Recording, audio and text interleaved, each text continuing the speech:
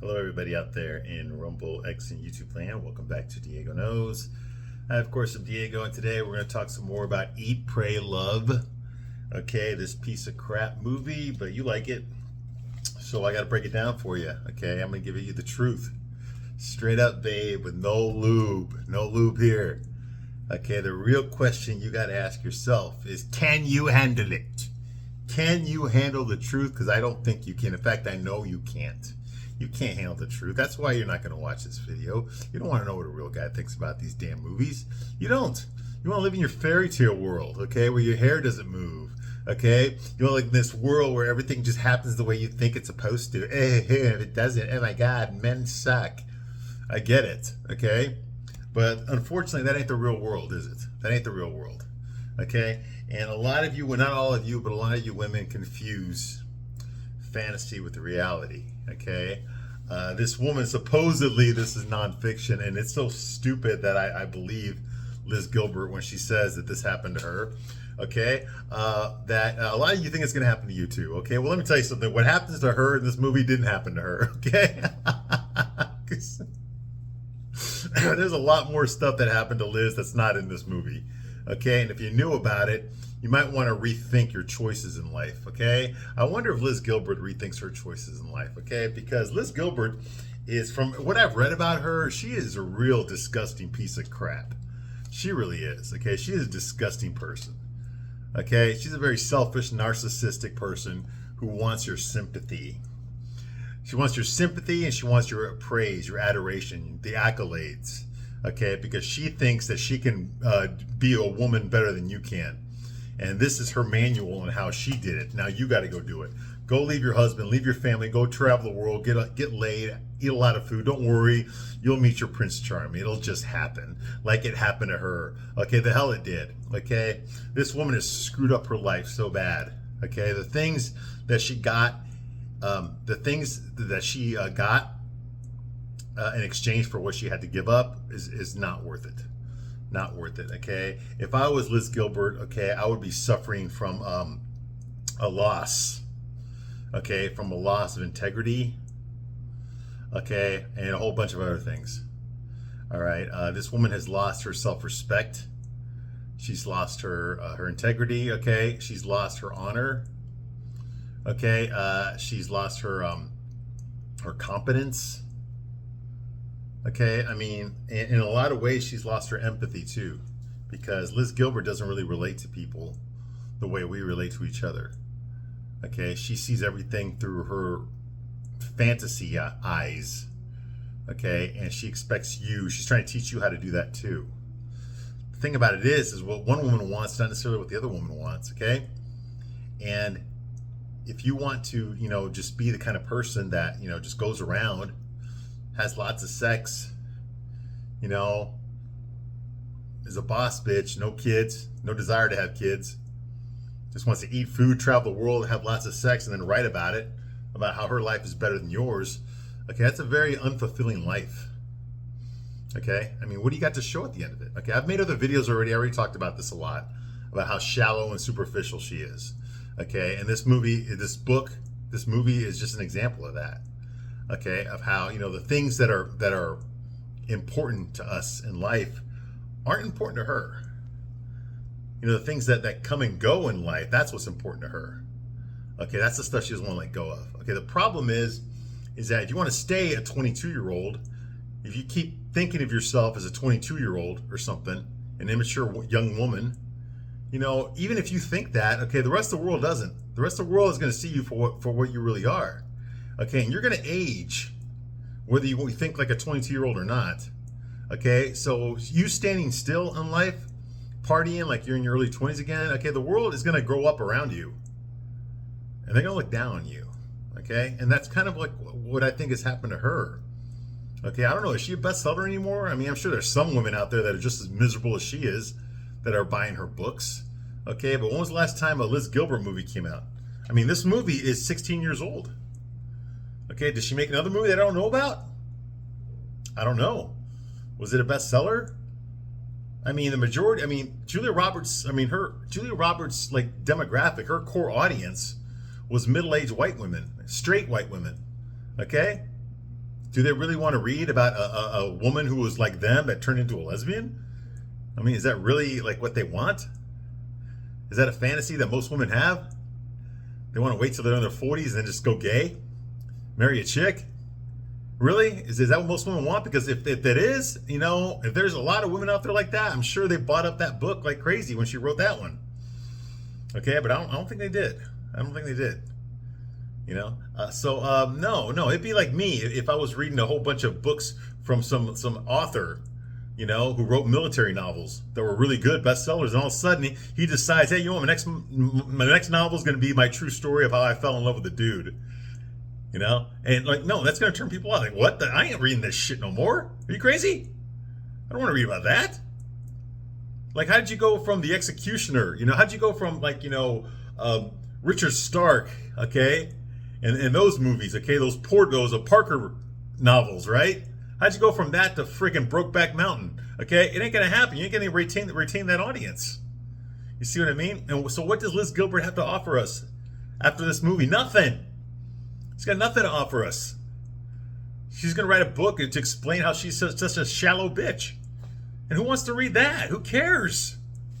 Who cares? No one outside of the no one outside of the old white women that watched Oprah Winfrey back when that show was still on. They're the only ones that even know who the hell Liz Gilbert is.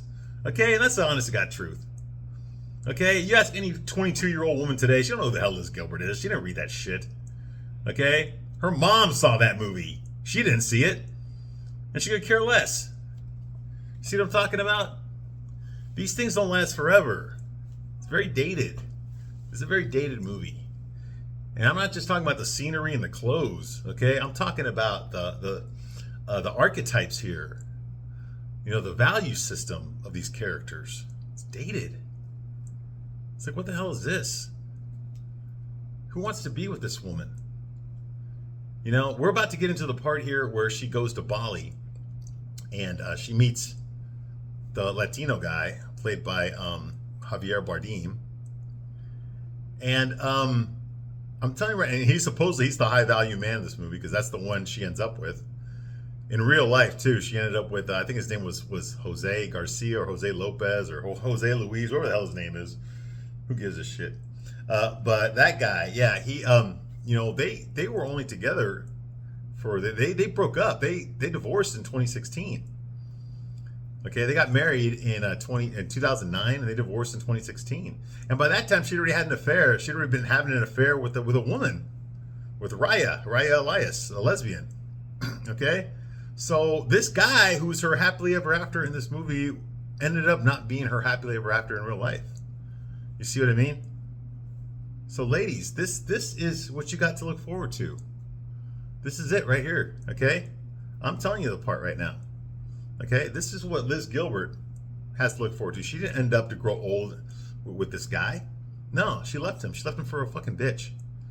And then that bitch died of cancer like a year later.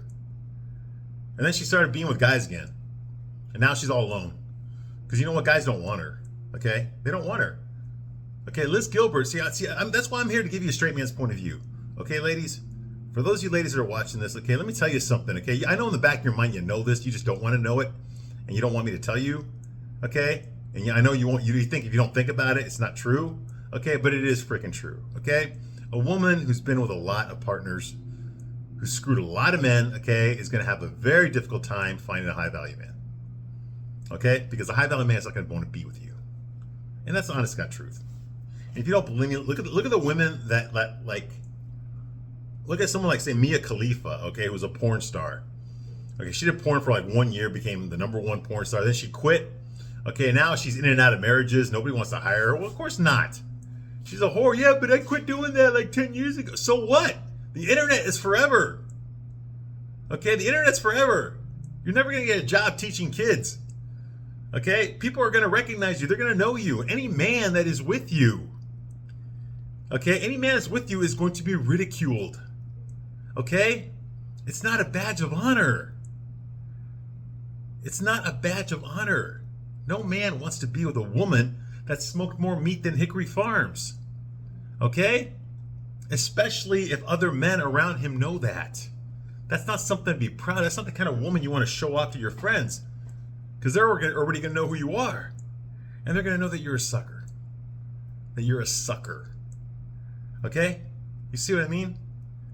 Guys don't want that. They don't want that. They don't want Liz Gilbert. The only men that want Liz Gilbert, okay, are low-value men. Low-value men. And I know that low-value men are very romantic and they bring you flowers and shit, but they don't really get your pussy wet, do they? No, they don't. They might be good as far as, like, you know, providing you with a place to live, you know, getting you insurance, you know, things like that. You know, they'll stick around. They'll be faithful. You don't have to worry about them screwing around on you. Okay? But they don't really do it for you. Okay? The men that do it for you, okay, they don't want you. At least not that way. Not the way your low-value husband wants you, okay? Not that way. They might, like, pump and dump you or something, okay? But then you're going to catch feelings for that guy because he's a better choice than your husband. But he's not going to want to be with you. And this is the cycle. This is the rotation. This is what happened to Liz Gilbert. Okay? She ended up with beta male loser men with no self-esteem, no self-confidence, no self-respect. Oh yeah, they wiped her up. Oh yeah, they made her into their girlfriend and stuff. Okay, but she didn't really like them. And so she dumped them. Because eventually a high-value man comes around. She sleeps with that high-value man. Now she's like, oh my God, I got Mr. Right. And then what happens? That high-value man dumps her ass because he never gave two shits about her because she was already damaged goods. And he knew it. Okay, for him it was just a Tuesday. So now she's forced to go back to the low-value men. Okay, and that low-value man will either forgive her and take her back, or, you know, she didn't like him so bad, she's going to look for another low-value man, because only a low-value man will take her. You see what I mean? That's the cycle right there. That's the cycle. Okay? If you want to learn how to do it, if you really want to be good at it, okay, read this book and watch this movie. Okay? Because this movie will tell you exactly how to do it. How to screw up your life. Okay? And they'll disguise it as feminism. They'll disguise it as you getting yours. Go get yours, girlfriend. You deserve nothing but the best. You're a queen. No, you're not. You know what happens when every woman's a fucking queen? No one is. All right. Moving right along. Where we left off last time, they're still in India. Okay. Liz is there. She went to this her stupid friend Tulsi had her Indian wedding where she married, what's his name? Kumar Rakasnakarak Mohinder Patel, or was it Patel Rakasnakarak Mohinder Kumar, or was it Kumar Patel Mohinder Rakasnakarak? Or was it Rakasnakarak Mohinder Patel Kumar? Well, you know who it was, all right? It's the guy that owns your 7-Eleven, okay? Yeah, that guy. All right, so they had the little ceremony or whatever, but they did the electric slide and all that. It reminded Liz of her wedding. And now that she's in India, it reminded her of how she got married when she married Steven. For those of you who don't know, okay, this movie is an unofficial sequel to Coyote Ugly. Yes, Liz wrote that too. And at the end of that movie, she falls in love with that dude. Well, guess what? Okay, at the beginning of this movie, she divorces that dude. Okay, well, she cheats on him first. She tells him she wants a divorce, and then she starts screwing another guy, and then she divorces him officially. Okay? That's what happened, okay, in this movie, all right? But apparently this guy was also a beta male loser, but, she fell in love with him in Coyote Ugly. But in this movie, he's a beta male loser who, cries when she divorces him and makes a big scene in the legal office during the divorce proceeding. He represents himself, he doesn't have a fucking law degree. Just stupid, like beta male behavior. He starts screaming out loud, you're a quitter, like a little fucking kid. All right? So you don't really blame her for divorcing him, but I do blame her. Why the hell did you marry him then? If he acts like this, why the hell did you marry him? Okay, but the movie doesn't want you to think about that. Okay, because in order to make Julia Roberts' character look good, you got to make Steven look bad. Okay, and that's what happened here. Okay, so she dumped him for no reason. He didn't do anything wrong. He didn't cheat on her or beat her up, steal her money, lie to her about anything. Nothing like that. He didn't do it. He was the good guy. He was the perfect husband for her. He was reliable, dependable. He wasn't an alcoholic, didn't do drugs. Like I said, didn't beat her up, didn't cheat on her, didn't disrespect her. Didn't treat her like shit. You see him, he didn't steal from her, nothing like that. Okay? Like I said, he's the guy that she ends up with at the end of Coyote Ugly. But apparently that wasn't good enough for her. Okay? So she left him. And now and in this movie, she's only been married once, watching her friend Tulsi, the 17-year-old Hindu girl who acts American, despite the fact that she grew up in Calcutta and speaks really good English, despite the fact that she grew up in Calcutta. She does not want to marry this guy, Mohinder Patel Rakasnakarak Kumar. She don't want to marry him because he's too ugly for her, despite the fact that she looks like something floating in my toilet. Okay, but she's high value, right? Okay, but her parents are forcing her to marry him. Okay, she actually wants to go to New York and become a psychiatrist, like a celebrity psychiatrist. She wants to be the next Deepak Chopra. Like a celebrity psychiatrist, make 7 figures a year, be a boss bitch, Okay, she don't want to get married and have kids and screw that noise, right? So all that's going on here. Okay, so Liz is there. Liz knows all this.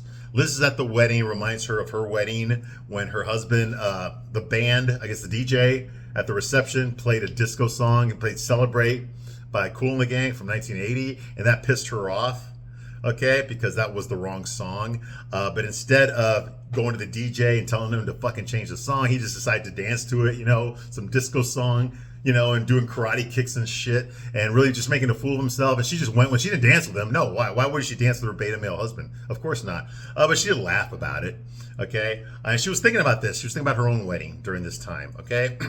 So now she's all pissed off. She does go to Tulsi at the end of the wedding and tells her in private, hey, listen, I want to give you my light, my love, whatever the fuck that means. There's a phrase for it. Okay, her Guru Gita. I'm giving you my Guru Gita. What the fuck is that? I know it sounds like like something you eat from a Greek restaurant. No, the Guru Gita is actually her fantasizing what Tulsi's marriage is going to be like. It's going to be full of happiness and love and joy. Bullshit. I imagine that you were happily married and everything's going wonderful for you, and that's my gift to you, is that I imagined you happy. Oh, well, what does that look like? It looked like shit. Okay, so she tells her that, and that gives Tulsi hope that someday, in the future, in the near future, she'll be able to fuck up this marriage the way that Liz fucked up her own. Okay, because she does know that Liz fucked up her marriage. All right, so that's going on here. Okay, also, who's there wearing a fucking turban is Richard, the old man, the Texan, the 63-year-old Texan. Okay, who's taken it upon himself to mentor Liz. She did not solicit his help. He just decided to show up and start fucking telling her what to do and how to think and all that kind of shit. And she eventually went with it. Why? Because women like her, these white fucking middle-aged libtard women, okay, they don't have fathers growing up. Okay, so when a father shows up, it's like, oh my God, this is what I've been missing. They tend to listen. Okay, that's why. Okay, so so he's there and he's wearing his fucking turban, a white guy with a turban on at this wedding. Okay, they leave the wedding. Okay, and they go on a car ride back to the where the fuck it's called, the church where they do their fucking the Hindu church. What's it called? The fucking damn it, I don't remember. Well, y'all know what I'm talking about. The temple, the Hindu temple. Okay, they go back there. Okay, and while they're on the car ride back there through the country of India, back there to the temple, he starts up a conversation with her. Okay, in the car, on the car drive there, they're driving through the shit-infested country. Yeah, there's manure everywhere. Rich tells Liz that he knows. He looked at her face. He stared her down the whole time during the wedding. He knows damn well that Tulsi's wedding reminded Liz of her own wedding. Okay, of her own wedding to Steven. Okay, because, and how does he know this as well? Because watching this wedding reminded him of his wedding as well. He had a failed marriage also. Okay, we don't know the circumstances yet, but we will soon. Okay, but he also is divorced. Earlier, when he first met Liz, he told her that his ex-wife refers to him as motherfucker. Okay, so obviously she does not think highly of him, but we don't know what those circumstances were yet. All right. And then he tells her, I know you were thinking about your wedding. You know why? Because I was also thinking about my wedding, okay? And that's what we do. We always think about ourselves. Okay? Everyone in this fucking movie only thinks about themselves. All right? That's the truth. Everybody in this movie only thinks about themselves. All right? All right. So Liz admits in the car that she wanted the wedding shindig. You know, when she got married, you know, she didn't get married because she felt pressure to do it. She wanted to marry Steven. She wanted to marry that guy. Okay? No one made her do it. She wanted to marry it. Okay? She wanted the wedding shindig. You know? She forgave herself for fucking Steven over before she told him she wanted a divorce. Okay? Now, the whole point of this conversation here is they're going to start to get into forgiveness, self-forgiveness.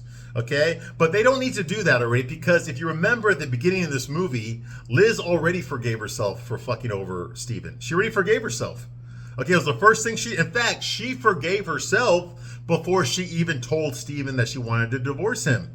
Remember when she was just walking around being completely fucking in her beautiful fucking expensive house with her husband?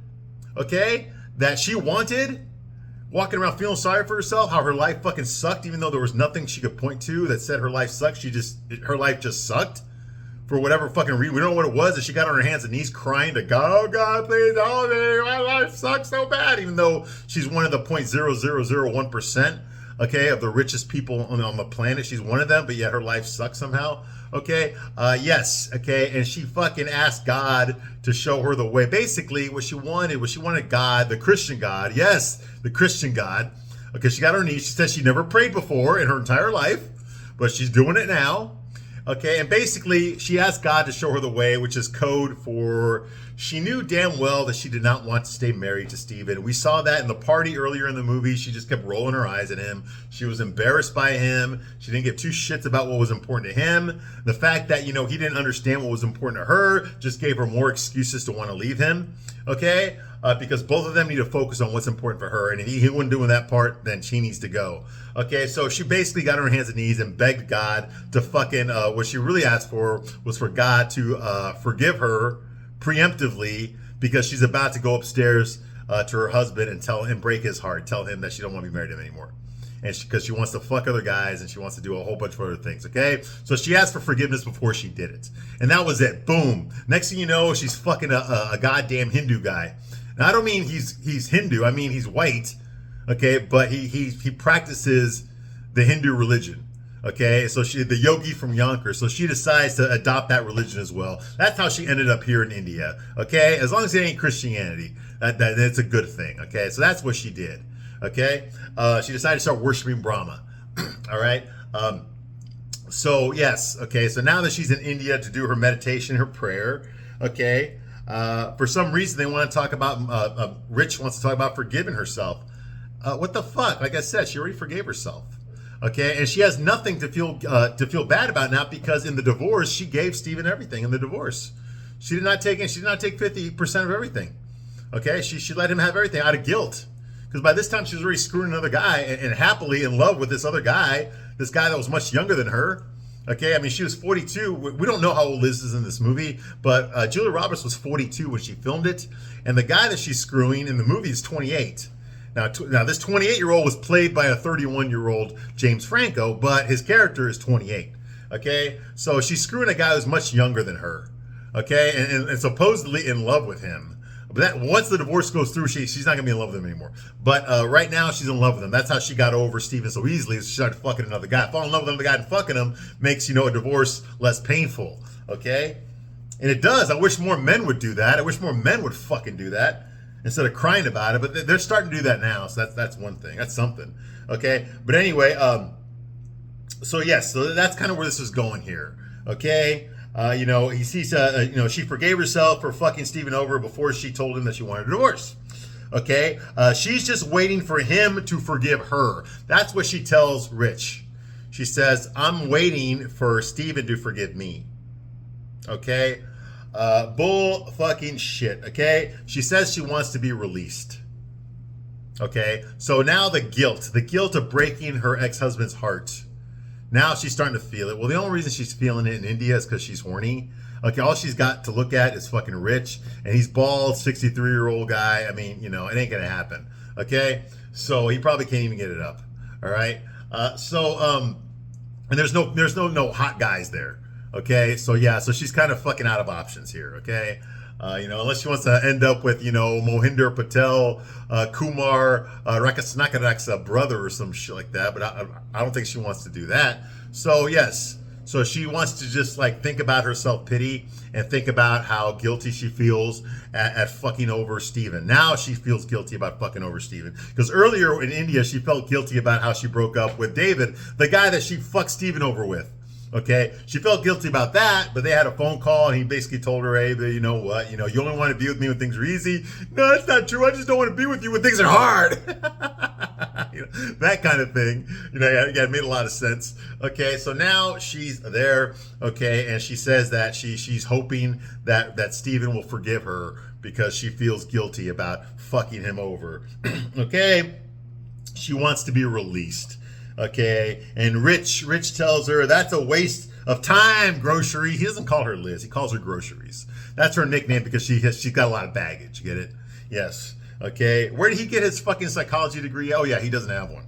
Okay. That's a waste of time, Groceries.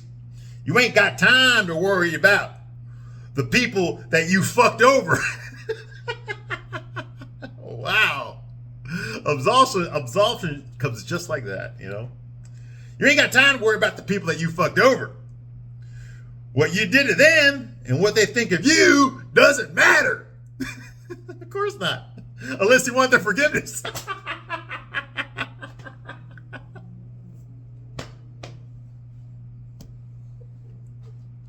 Oh my God. He's like, you gotta forgive yourself. Well, fucking shit. Okay, everybody knows that, okay? That's the whole point of this movie. That's the whole point of that whole goddamn movie.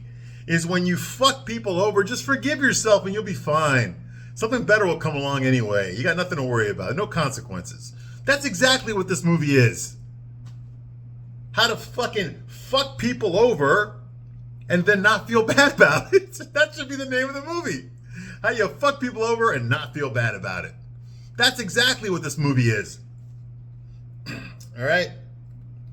So Liz says, well, I already forgave myself. It's easy. No fucking shit. Like I said, she already forgave herself. She forgave herself before she even fucking told Steven she wanted to divorce him. Okay, so what the fuck's the problem here? Okay.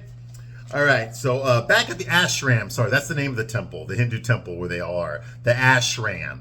Back at the ashram, Rich tells Liz to follow him up to the roof. Ooh.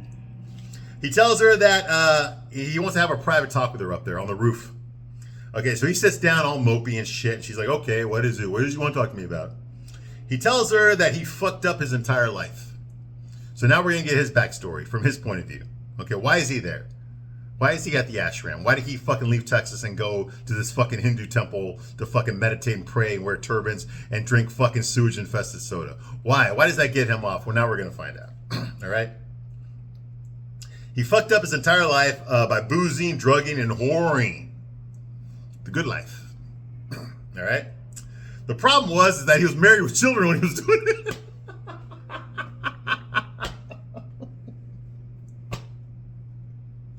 So this guy is just as reprehensible as Liz. All right. Okay, and now he says he is full of regret. Well, no fucking shit. Because he lost his kids and he lost his wife. Well, no fucking shit. That's what happens. That's called consequences. When you do something bad, you got to pay consequences. Exactly. That's exactly what Liz is not going through. She's not going through consequences. I don't give a shit what she says. We all know goddamn well she does not give two shits about fucking Steven. She never gave two shits about Steven. She never gave two shits about David. These people were just means to an end. There were tools that she used, okay, so that she could get somewhere else. There were vehicles to get from one place to another. She never intended to stay there, to stay with them, okay? It's all about, well, I'm only going to be with you for as long as you entertain me. Once you quit doing that, once I've outgrown you, I'm ready to move on to someone else, okay? And offer him the same fucking deal. You see what I mean? That's what she is. That's what's going on here, okay? Now, that's not what Rich is, okay? Rich actually is still suffering for the mistakes that he made. Unlike Liz, who doesn't really suffer at all in this movie, okay? She doesn't suffer at all. Everything that supposedly bothers her is of her own making, that she did to herself. That she has not suffered, because that's kryptonite for women is accountability. They can't ever fucking be held accountable for their mistakes. There's always got to be someone else's fault. There's always got to be a reason that doesn't involve her as to why she acted that way or did that thing or whatever. That's all these chick flicks are about. They're all about avoiding accountability for your own fucking actions, okay? You can always say, they can always say, oh, I married the wrong man. You can never say fucking, you can never say that he married the wrong woman. You see what I mean? Because that would mean it was her fault. You see what I mean? You got to blame the man. Or anyone else. You got to blame someone. You just can't blame yourself. And I don't give a shit what Liz is saying. She does not really blame herself. Okay? She has a little bit of guilt in there.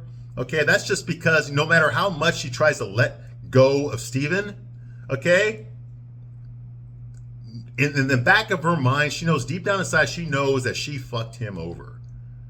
And she knows that she doesn't want to be fucked over like that.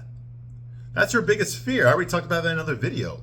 Okay, that's why she ends up with these losers, okay? She ends up with guys that are beneath her. That way she can always have an excuse to get rid of them. Because if she ever dated a man that was above her, that man could do to her what she does to men. And she knows damn well she cannot handle that. She cannot handle having that much vulnerability in front of a man, from a man. You see what I mean? She can never be the one that has to look up to him because then he could hurt her if he wanted to. She would actually have to trust him, and she can't do that. So she has to be with guys that are beneath her. That way she can look down on them. Okay? That way when the relationship ends, she can dump him knowing that she ain't going to get hurt. You see what I mean? That's what she's done. That's her pattern. Okay? She can't be with a guy that she actually respects. You see what I mean? Because that guy might hurt her, so she dates down. In real life, it's the men that date down. Yes, ladies. Okay? If you're still with your husband and you love him, he's above you. Okay? That's the way it always works out. Okay? So, so that's what's going on with her. She doesn't really have guilt. I mean, she feels guilt, but it's something she's trying to get rid of. She's not trying to understand her choices. Like I just explained it to you. She's not trying to understand any of that shit. No, fuck that. No, it's not her fault. She just wants to get rid of the guilt. You see what I mean? She's trying to deal with the symptoms, okay, not the actual disease. Disease is she's a piece of shit. So anyway, so he tells her that he lost his kids, he lost his wife, he's full of regret. Okay, which is funny because like I said, what he's going through, no woman ever goes through it in one of these chick flicks. No woman would ever say that in a movie. She would never cry about losing her kids and her husband and how she regrets it. How it was years ago, it was 10 years ago, and I regret it. I wish I'd never cheated on him, and I wish I'd never done those drugs, and I wish I'd never almost killed my daughter because I wasn't paying attention, because I lost my husband and I lost my kids. And yes, I still hurt. No woman's ever gonna fucking say that in a movie. Okay? Because that would mean that she fucked up, and we can't have that in a chick flick. The women can't fuck up. It's only the men can fuck up. You see what I mean? Only the men can experience what Rich is going through. He says he got drunk one night and drove home, almost ran over his 8-year-old son. Luckily, his 8-year-old son ran out of the way of the car, so he did not get run over, but his wife did see the whole thing from upstairs in the window. Okay? And so the next morning when he came to from his drunken bender, okay, his wife and his kids were gone, okay? And that was 10 years ago. And he has missed his children growing up ever since. Okay? So, like I said, only men are allowed to show vulnerability. So now he's crying. That was 10 years ago, my son. He's 18 now, and he's just he's so great. He's so smart. And I missed all of it. I missed everything. You see what I mean? It would have been great to see Julia Roberts feel that way, act that way about divorcing her husband, about destroying him. You see what I mean? It would have been nice. I could have had some empathy for her. Okay, I made him a fucking mistake. I ruined this guy's life. I can never make it up to him. I can never take it back. I'm sorry about it. I'm so fucking sorry about it. I feel so fucking bad about what I did. If she had had some sort of conversation like that to him, okay? If we had seen her really struggle with her conscience over what she did, that would have made this movie a lot more believable. It would have made me care more about her. But ever since this movie began, she's been avoiding accountability. She doesn't want to feel the guilt. The guilt is a problem. Not what she did is not the problem. The problem is the guilt that she feels. You see what I mean? That's just selfishness. That's narcissism. She's not suffering the way Rich is suffering. He tells her that she needs to stay on the roof until she forgives herself. Okay? So she, like I said, she showed no guilt with David. or any of her experiences in Italy. She showed no guilt. There was no guilt there. No worrying about, oh, I wonder how Steven's doing. I wonder how David's doing. The whole time she was in Italy, none of that shit. She was just there to eat and hang out with all these fucking new all these new Italian friends that speak great English, and hang out with them, her fucking little posse. Okay, and go shopping and go eating and tour around. Every fucking restaurant's outdoors, and learn Italian and all this kind of bullshit, and watch soccer games and shit. That's all she did. There was no guilt. There was nothing holding her back when she was in Rome. Not at all. Nothing. Okay. So what do you call it? So that's going on here. Okay. She only showed affirmations of needing to leave Stephen and David. Okay. There was no guilt until she arrived in India. Okay. So all we kept seeing, okay, in Rome and before Rome was her explaining why she needed to leave Stephen and why she needed to leave David. Okay? She had already made those decisions. She had already thought about that. She had already gone every which way about whether I should stay, whether I should go, whatever. And she decided for both those men, Stephen and David, that she should go. Okay? There was no guilt. There was oh, maybe I made the wrong choice. But there was none of that shit. She made her choice. And the next time we see her in Rome, she was happy with those choices. But now she's feeling guilt. All right. Now that she's in India, drinking fucking sewage water, now she's feeling guilt. Okay? So that's going on here. Liz says, is this where you forgave yourself here in the roof, right here? And Rich says, fuck no, Elizabeth. But I'm trying. Okay, so even Rich hasn't forgiven himself. He's telling her to forgive herself, but Rich has not forgiven himself for the shit that he did, for losing his kids and his wife. Okay? But he tells her to do it. Okay? See the hypocrisy here? He kisses her on the forehead and then he leaves. He leaves her alone on the roof. All right? So she sits and closes her eyes. Okay? And with her imagination, Stephen all of a sudden appears. He's wearing his white tuxedo that he wore on their wedding. Okay? He tells her that they are now going to dance to the song that they were supposed to dance to at their wedding reception. All right? And so now we hear that song, okay? And she imagines herself dancing with him now, okay? So in her imagination, she's back with Stephen. They're redoing their wedding together. Their wedding, she's dancing with him to the right song this time, not Celebrate by Kool and the Gang. This time she's dancing to Harvest Moon by Neil Young. And that song came out in 1992. It's a slow song. It's a love song. Okay, by Neil Young, Harvest Moon. That came out in 1992. So they start singing that, and Liz tells him while they're slow dancing together, she says, I did love you, Stephen. I did. And Stephen says, I know, but I still love you. And she says, so then keep loving me. Well, why? Why should he keep loving you? Now, remember, this isn't the real Stephen. This is her imagination of Stephen. Okay? We don't know what the fuck Stephen's going through back in New York. Okay? This is her imagining Stephen. Pretending that her imaginary Stephen is the real Stephen. Okay? That's why this Hindu shit doesn't fucking work. Because it's not fucking real. Okay? She tells, oh, then just keep loving me then. Don't stop loving me. Well, why? If this was the real Stephen, what would he gain by continuing to love you, continuing to want you back, continuing to want to stay married to you, continuing to want to fix the relationship? How would that help him? How is that going to help him? It's not. Okay? It's not. Okay? He's just hurting himself. It's not going to help him. That's not going to progress his life. That's not going to move him forward. It's not going to teach him anything. You see what I mean? So why should he fucking continue to love you? That's stupid. That is stupid. Okay, and then Stephen says, I'm going to miss you. And Liz says, then miss me then, okay? Then just miss me. Just love me and just miss me. Keep doing those things then. Send me love every time you think of me. Well, why? Why would he want to do that? Isn't that just going to fuel the problem? Isn't that just going to continue, okay, to refill his desires for you after you've already left him? How is that going to help?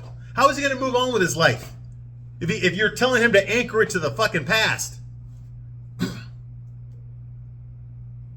why nourish the pain? Why feed the pain? Why feed false expectations? She tells him the pain won't last forever. Nothing does. Well, apparently neither do marriages, okay? So this is her telling him, hey, look, just get over me, okay? Just get over me. Okay, continue to love me, continue to do all that stuff, but get over me, okay? Because I don't love you anymore, and I ain't ever gonna love you, okay? And I'm tired of reminding myself of how much I hurt you. I'm tired of thinking about, you know, how much damage I've done to you. It makes me feel guilty. It makes me afraid that someday someone will do that to me. So, you know, I just don't want to think about that anymore. I don't want to feel this way anymore. So just, you know, fuck off. That's basically what happens here. Okay? I fucked you over, so deal with it. Okay? That's basically what she's telling her imaginary Steven. Okay? I fucked you over, so just deal with it. All right? Okay. Now, me personally, okay, I'm not above redemption, okay? Like I said, if she had shown general sincerity on what she did, okay, back when she did it, back during then, not now, back then, that would have shown me that there's something good inside of this woman, okay? Like she realizes she's human, she's done something wrong, okay? And she realizes that, and that she's trying to make up for it, okay? She's trying to fucking rectify, she's trying to make an amends here, okay? She's trying to fix it. Fix her mistake. That would be very human. That would be a very good movie. I would love to have seen that movie. That ain't the movie I got. I got this fucking movie where this woman's trying to avoid accountability. Avoid it. Avoid being human. Okay, now I'm not above redemption, okay? But she detached from Steven before this movie even started. Okay, the first time we see her and Steven together, she's already rolling his eyes. She's got no respect for him. She's rolling his eyes. Okay, she doesn't fucking like to be around him. She doesn't like talking to him. She doesn't like sleeping with him. She doesn't like any of this shit. So we don't know what went wrong. We don't know how this marriage went from love to fucking to shit. We don't know. We never saw that. This movie opened with her not giving two fucking shits about her husband, about the man standing next to her. So how the fuck are we supposed to feel this guilt that she supposedly has? You know, we never saw them in love, so we don't know what he's going to miss. We don't know what he's missing. We never saw it. We don't know what she's guilty about. We never saw it. She already made amends to them in the divorce. She already gave him everything in the divorce. So what's she got to fucking to give him? She's trying to absolve herself of her conscience, like I said. Okay, you know, we have a conscience for a reason, okay? It's what makes us human. It's the reason we don't go around fucking each other over all the goddamn time, because we know how that makes us feel. And we know that because we don't want that to happen to us. Forgiving yourself does not mean you did the right thing. This movie says, forgive yourself because you did the right thing. Fucking him over was the right thing to do, so just forgive yourself for it. Quit feeling bad about it. Now, Liz is great at breaking up with men. She's so good at it that she doesn't know how to keep one. And that's the truth. She said it before in the movie. She said, ever since I was 15, I've either been with a guy or been breaking up with a guy. Any man looking for a serious relationship knows that Liz is a pump and dump. And that is the fucking truth. Liz is a pump and dump. She's not someone you can take seriously because she's not someone who's going to give two shits about you. Okay? She's not someone you want to be seen with.